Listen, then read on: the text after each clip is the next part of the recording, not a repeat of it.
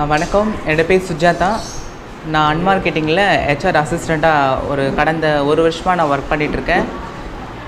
இங்கே பார்த்தீங்கன்னா என்னை வந்து ஃபஸ்ட்டு என்னோடய எம்டி வந்து என்னோடய ஃப்ரெண்ட் மூலியமாக தான் எனக்கு இங்கே வேலை கிடச்சிச்சு.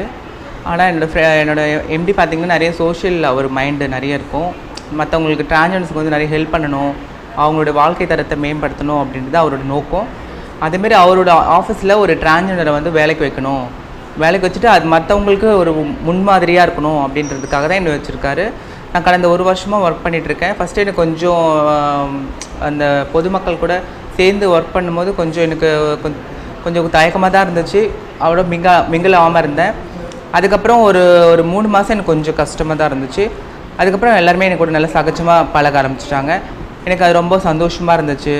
அதுக்கப்புறம் ஹெச்ஆர் ரிலேட்டட் ஒர்க்குன்னு பார்த்திங்கன்னா எனக்கு கொஞ்சம் வந்து புதுசு. நான் இது வரைக்கும் கடந்த 14 வருஷமாக நான் சோஷியல் ஒர்க் தான் நிறைய பண்ணியிருக்கேன் டிரான்ஜெண்டர்ஸ்க்காக. பட் அது வேறு வரையான செக்டர், இது வந்து ஒரு வேறு மாதிரியான செக்டர். ஸோ எனக்கு கொஞ்சம் தயக்கமாகவும் கொஞ்சம் ரொம்ப ரெஸ்பான்சிபிலிட்டியான இந்த வேலை. ஸோ அது நான் வந்து பெஸ்ட்டாக பண்ணணும், நல்லா சிறப்பாக பண்ணணும் அப்படின்றதுக்காக நான் வந்து கடந்த ஒரு வருஷமாக நான் ஒர்க் பண்ணிகிட்ருக்கேன். கடந்த ஒரு வருஷமாக ஒர்க் பண்ணும்போது நிறைய ஸ்ட்ரகிள்ஸ்லாம் இருந்துச்சு.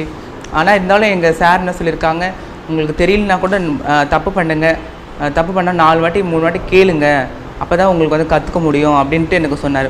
ஸோ அந்த விஷயம் எனக்கு ரொம்ப வந்து பார்த்திங்கன்னா எனக்கு ரொம்ப அது என்னை மோட்டிவ் பண்ணுறதுக்கு நல்லா இருந்துச்சு.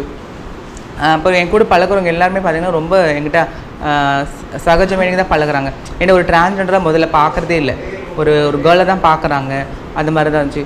இப்போ டாய்லெட் கூட பார்த்திங்கன்னா எனக்கு எந்த டாய்லெட் யூஸ் பண்ணணும்ல, கேர்ள்ஸ் டாய்லெட் தான் நான் யூஸ் பண்ணுறேன் மோஸ்ட்லி. ஏன்னா நாங்கள் ஒரு டிரான்ஸ்ஜெண்டர்ன்றது எனக்கு ஜெண்டர் தான். பட் நான் சைக்கலாஜிக்கலும் ஃபிசிக்கலாகவும் நான் ஒரு கேர்ளாக இருக்கிறதுனால நான் டிரான்ஸ்ஜெண்டர் கேர்ள்ஸ் டாய்லெட்டை யூஸ் பண்ணுறதுக்கு இருந்துச்சு. நான் இப்போ என்ன சொல்லிக்க வரேன்னா, நிறைய டிரான்ஸ்ஜெண்டர் வந்து பெக்கிங் போகிறாங்க, ப்ராஸ்டியூஷன் போகிறாங்க. ஸோ படிக்காத டிரான்ஸ்ஜெண்டர் போகிறாங்க பரவாயில்ல, படித்தவங்களும் அதுமாரி போகும்போது கொஞ்சம் சொசைட்டியில் வந்து தவறாக தான் பார்க்குறாங்க. நிறைய பேர் வாய்ப்பு கொடுக்குறாங்க. அந்த வாய்ப்பை பயன்படுத்திக்கிட்டு திருநங்கைகளாக வேலைக்கு போகணும் அப்படின்னு தான் நானும் கேட்டுக்கிறேன். ஏன்னா இன்றைக்கி எல்லாருமே வந்து நிறைய பேர் வந்து வேலை கொடுக்கறதுக்கு திருநங்கைகள் வராங்க. பட் ஆனால் யாருமே அதை வந்து யூஸ் பண்ணுறதில்ல. ஒரு சில திருநங்கைகள் தான் யூஸ் பண்ணுறாங்க.